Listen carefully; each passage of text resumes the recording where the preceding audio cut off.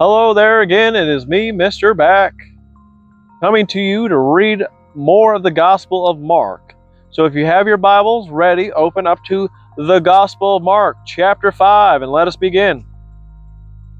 They went across the lake to the region of Gerasa. When Jesus got out of the boat, a man with an impure spirit came from the tombs to meet him.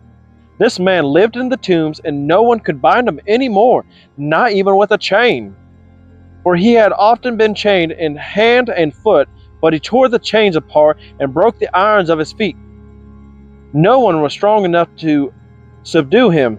Night and day among the tombs and the hills he would cry out and cut himself with stones. When Jesus saw from a distance, he ran and fell on his knees in front of him.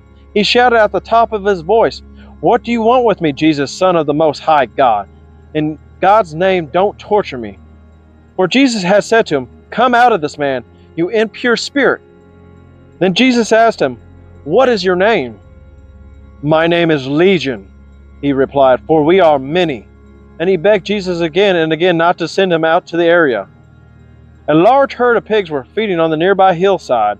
The demon begged Jesus, "Send us among the pigs. Allow us to go into them." He gave them permission, and the impure spirits came out and went into the pigs. The herd, about 2,000 in number, rushed down the steep bank into the lake, and they were drowned. Those tending the pigs ran off and reported this in the town and the countryside, and the people went out to see what had happened. When they came to Jesus, they saw the man who had been possessed by the legion of demons sitting there, dressed in his right mind, and they were afraid. Those who had seen it told the people what happened to the demon-possessed man, and told about the pigs as well. Then the people began to plead with Jesus to leave the region. As Jesus was getting into the boat, the man who had been demon-possessed begged to go with him.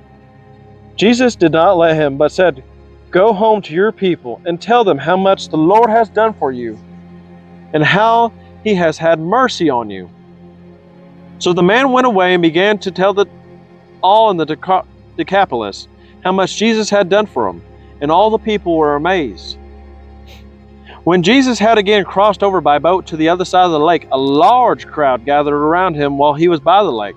Then one of the synagogue leaders named Jairus came, and when he saw Jesus, he fell at his feet. He pleaded earnestly with him, "My little daughter is dying. Please come and put your hands on her so that she may be healed and live." So Jesus went with him, and a large crowd followed and pressed around him. And a woman who had been subjected to bleeding for 12 years. She had suffered such a great deal under the care of many doctors and spent all that she had, yet instead of getting better, she grew worse. When she heard about Jesus, she came up behind him in the crowd, and touched his cloak. Because she thought, "If I just touch his clothes, I will be healed." Immediately, her bleeding stopped, and she felt in her body that she was freed from her suffering. At once Jesus realized that the power had gone out from him. He turned around to the crowd and he asked, "Who touched my clothes?" "You see the people crowding around you," his disciples answered, "and yet you ask, 'Who touched me?'"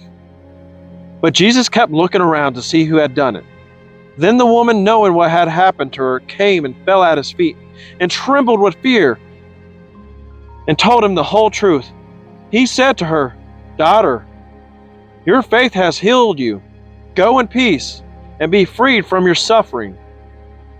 While Jesus was still speaking, some people came from the house of Jairus, the synagogue leader. "Your daughter is dead. Why bother the teacher anymore?" Overhearing what they had said, Jesus told them, "Don't be afraid, just believe." He did not let anyone follow him except Peter, James, and John, the brother of James. When they came to the home of the synagogue leader, Jesus saw a commotion with the people crying and wailing loudly. He went in and said to them, "Why all this commotion and wailing? The child is not dead, but asleep." But they laughed at him, and he put them all out. He took the child's father and mother and the disciples who were with him and went to where the child was. He took her by the hand and said, "Talitha coma," which means, "Little girl, say to you, get up." And immediately the girl stood up and began to walk around. She was 12 years old.